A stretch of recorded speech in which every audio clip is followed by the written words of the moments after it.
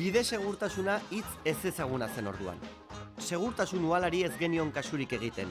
Haurrak edozein modutan joaten ziren. Airbaga zer zen ideiarik ere ez.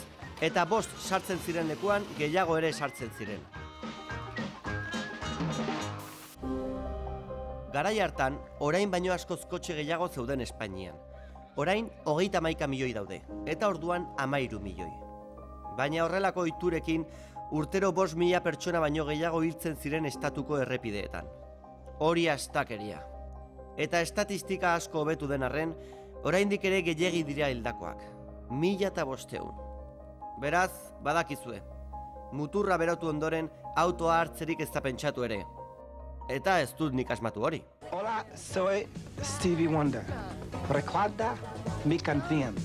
Si bebes, no conduzcas. Recuerda, si bebes, no conduzcas.